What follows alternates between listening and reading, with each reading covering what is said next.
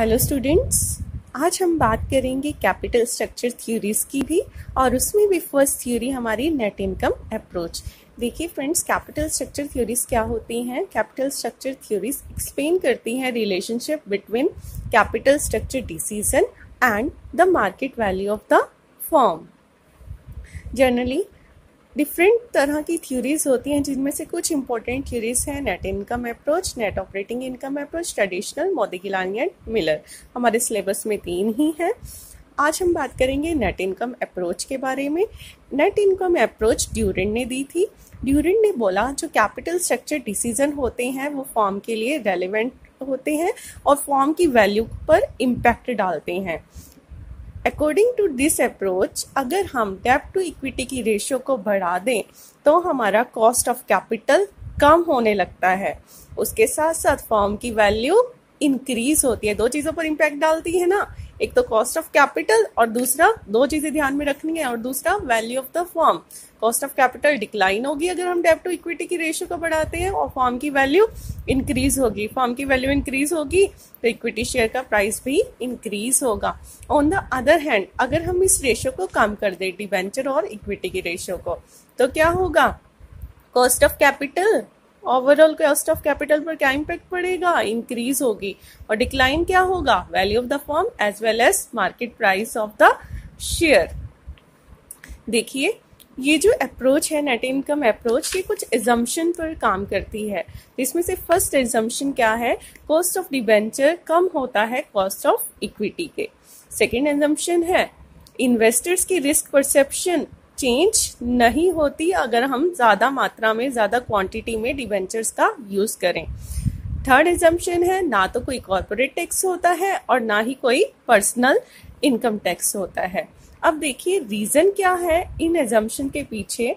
First reason तो है कि cost of debenture cost of equity के कम होता है, क्योंकि जो हम इंटरेस्ट पे करते हैं डिबेंचर होल्डर्स को, वो इक्विटी शेयर होल्डर्स को पे किए जाने वाले डिविडेंड से कम होता है।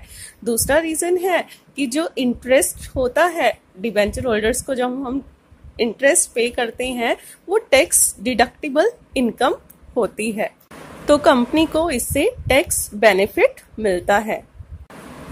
तो नेट इनकम अप्रोच में हमारा ऑप्टिमम कैपिटल स्ट्रक्चर वो पॉइंट होगा जहां फर्म की वैल्यू हमारी मैक्सिमम होगी और ओवरऑल कॉस्ट ऑफ कैपिटल हमारा क्या होगा? मिनिमम। आइए देखिए, ग्राफ के थ्रू हम जानते हैं इस अप्रोच को।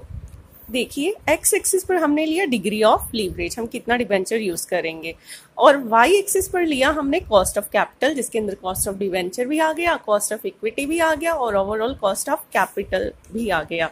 देखिए हमारा केडी कांस्टेंट है ना, सीधा जा रहा है केडी, और केई भी कांस्टेंट है। केडी और केई पर तो कोई इम्पैक्ट ही नहीं पड़ा, क्योंकि रिस्क परसेप्शन डिबेंचर्स की भी और इक्विटी शेयर होल्डर्स की भी कांस्टेंट है। जैसे जैसे हमने लीवरेज बढ़ाना शुरू किया, देखिए ओ से एक्स की साइड गए ना, जैसे जैसे लीवरेज बढ़ाना शुरू किया, हमारी ओवरऑल कॉस्ट ऑफ कैपिटल कम होनी शुरू हुई। जहां overall cost of capital cost of debenture के सबसे ज्यादा पास होगी, वो हमारा रेशियो होगा ऑप्टिमल कैपिटल स्ट्रक्चर का। आई होप आपको ग्राफ समझ आया होगा।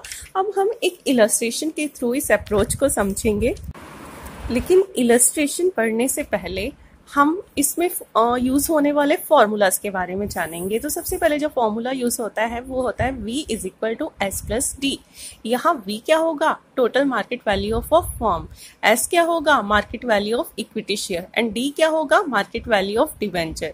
KO overall cost of capital. KO को हम कैसे कैलकुलेट करेंगे? Earning before interest and tax divided by value of the firm. अब आइए इलस्ट्रेशन पर। देखिए, एक कंपनी की ऑपरेटिंग इनकम गिवन है हमें 3 लाख।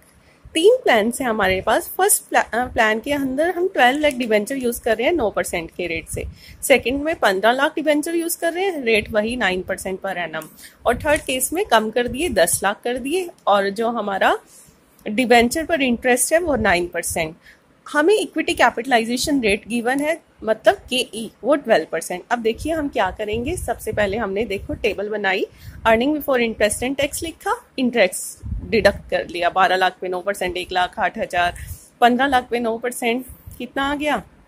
1,35,000 और उसके बाद 10 लाख पे 9% 90,000। जो बची वो क्या होगी, क्योंकि टैक्स तो है ही नहीं, वो अर्निंग बचेगी इक्विटी शेयर होल्डर्स के लिए। अब इक्विटी कैपिटलाइजेशन रेट क्या है, 12%।